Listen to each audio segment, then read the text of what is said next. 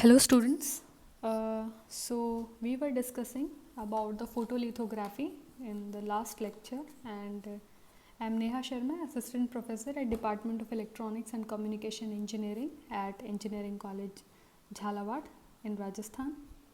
So these are the syllabus contents, and we are discussing about the pattern transfer and etching.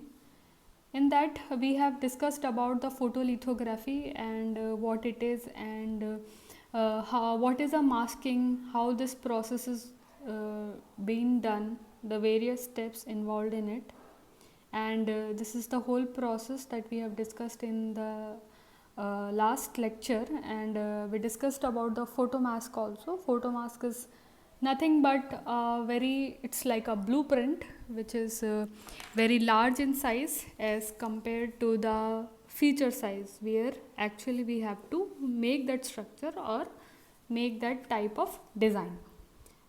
These feature size generally consists of the range of micrometer and nanometers. So this is the photomask, and as we can see, this secondary chip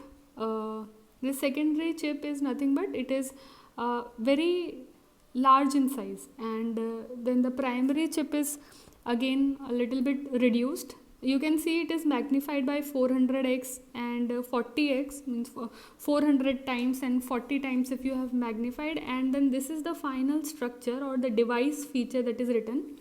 Device feature, this thing is like if you want to make a gate in your NMOS or PMOS, or you want to make gate, or you want to make any interconnect is there, or you have, whenever you are doing the metallization for the connection of your drain and source, then such type of devices, such type of device feature you can build by using this glass IC photomask. And as we discussed in the last slide, your glass photomask, they are actually not that much expensive, but the feature size we get is quite more than the electron beam generated masks. Moving on to further, we have discussed before regarding the photoresist. It is basically a layer that we put on our substrate which makes the drawing possible, which makes the drawing or the photolithography possible. So as the definition, photoresist is an organic polymer which becomes soluble or insoluble,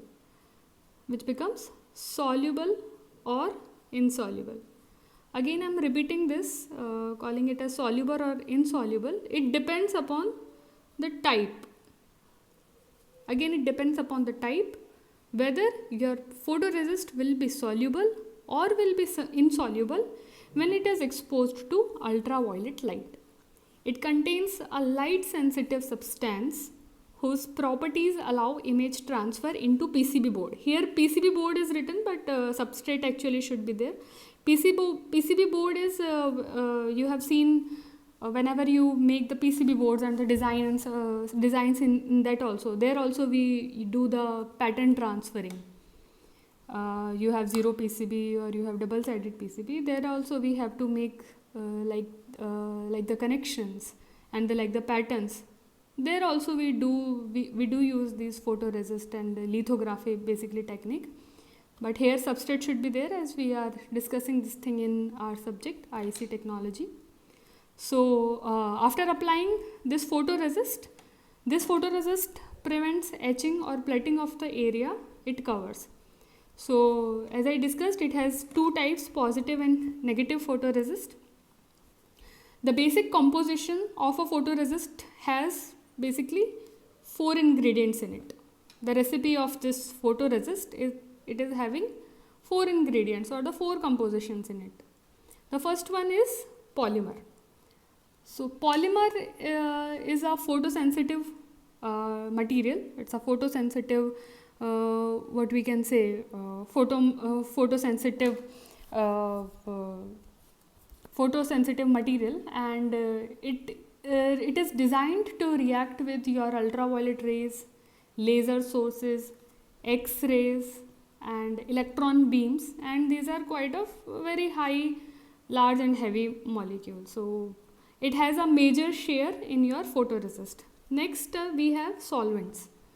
So solvents, it is a form of liquid that allows the application of wafer surfacing by spinning. So it is just which makes it a liquid form, so that it can be easily applied on your substrate surface and easily adhere to it. That's why we use this solvent. Next we have sensitizer. Sensitizer is used to control the reaction. It is control the reaction that only that part where the photoresist is applied, only means where the light is falling, only that should react and other part should not react.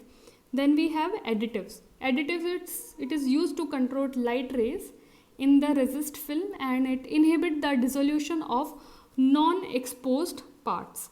So basically these are four things of where what your photoresist actually comprises of. Moving on to next.